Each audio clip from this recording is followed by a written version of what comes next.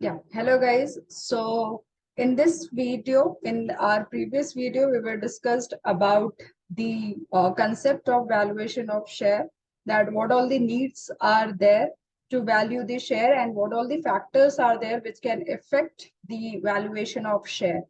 Now in this video, in today's video, we are going to discuss about the methods to do the valuation of shares. So basically we have a net assets method or the intrinsic value method, yield basis method, and third is fair value method or a dual method. So basically we have to calculate the value of the equity shares by these methods. So in the very first method, we will check that our main focus will be that what is the total net asset which is available to a equity shareholder. Now, according to that net asset, we will calculate the value of the shares. Now, if we talk about the yield basis method, so as yield method or yield means ki whatever the profit is there of a company. So what is the profit? Here the main focus will be to calculate the profit that is available to a equity shareholder. Then with that profit, we will calculate the value of the share. Then in the fair value method or the dual method, it is the combination of this net asset and the yield method. So one by one, we will discuss it.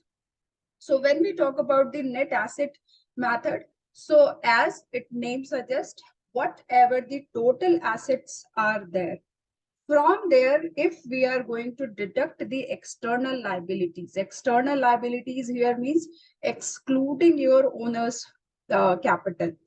When we will deduct, we will get our net asset. Now, in that net asset, we will have the preference shareholders share as well in that net asset. So after calculating that net asset, we have to deduct the liability of the preference shareholders as well. As I have told that we are going to calculate only the net asset available to our equity shareholders. So as we have a two type of shares, so after just deducting from the total asset, after deducting the external liability, we will deduct the liabilities of preference shareholders. Now that liabilities would be the total capital of the preference share and also the dividend, whatever the dividend arrears or dividend of that year are that they have to give, that all we are going to deduct. Then only we will get our net asset available to a equity shareholder. Okay. Now, when we are taking that all assets or the total assets, in that asset, fictitious assets we need not to take. Fictitious assets here means the preliminary expenses and all.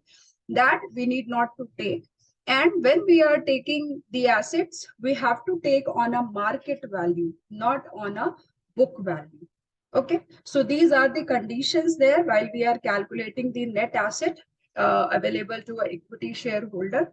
So at last, when we will get our net asset which is available to equity shareholder, then that asset must be divided by the number of equity shares. Then our value of per share will be we can get our value of per share. So this is the way that we can calculate the value of the share by net asset method. Now second is yield method. As I told that in the yield method, our main focus will be that what is the total profit which is available to a equity shareholder. Then from that profit, we will calculate the expected return. And from that expected return, we will calculate the value of the share. So basically, what all these steps there? That calculation of average expected future profits, which is available to an equity shareholder. Then calculation of expected return. How we will calculate the expected return? Whatever expected profit here in the first step we have calculated, we will divide it by the equity share capital and multiply by 100. So we will get our expected return. Now how we will calculate the value of the share? So whatever expected return we have calculated, that will be there in the numerator, and in denominator, there will be a normal rate of return, and then it will be multiplied by paid up value of one share. So when we will apply this formula, we will get our value of the share.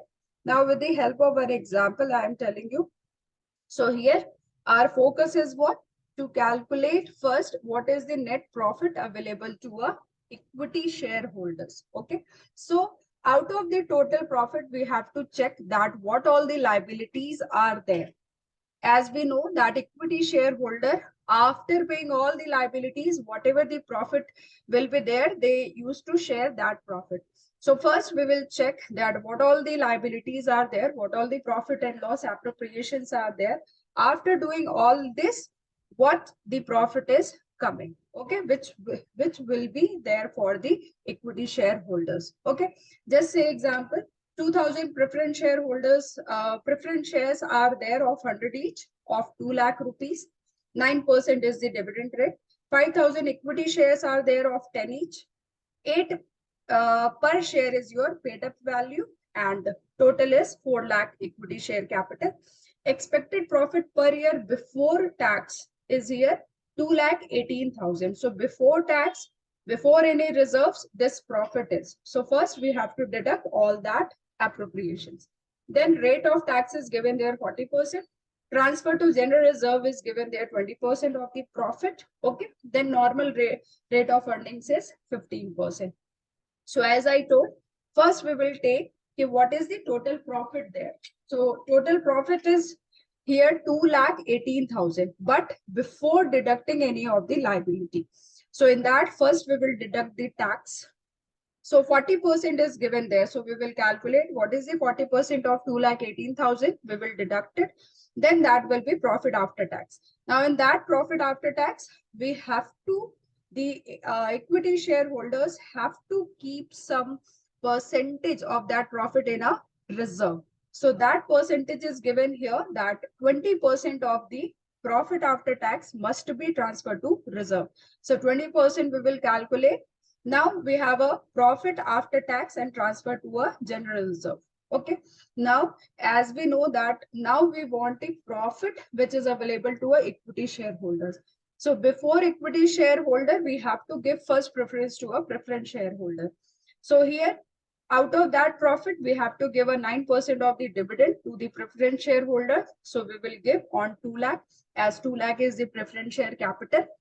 So that is 18 lakh. Now, this 86,640 is your profit which is available to a equity shareholder. Now on this profit only, we will calculate by keeping the formula and we'll get our value per share. So expected rate, first we need to calculate. So our profit available is 86,640. Total paid up equity is given there 4 lakh. So accordingly, the 21.66% is your expected rate. Then accordingly, we will calculate the value of the share. Now the formula is what? That expected rate divided by normal rate multiplied by paid up value of the share. So your expected rate, we have already calculated 21.66. Your normal rate is already given there in the question, that is 15%.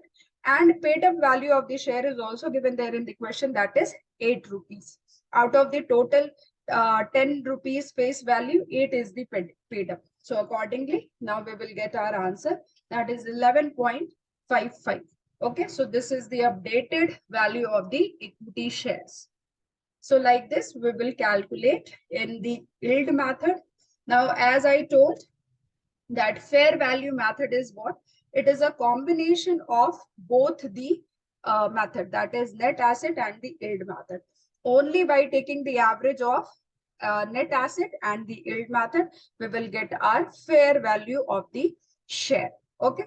For example, if you're according to net asset method, the value of share is 10 rupees. According to yield method, the value of share is 12 rupees. So we have to take an average of the both. So according to these two methods, the fair value of the share will be 11 rupees. Okay. So here we are ending our valuation of shares. In the next video, we will discuss about the underwriting of shares. Thank you.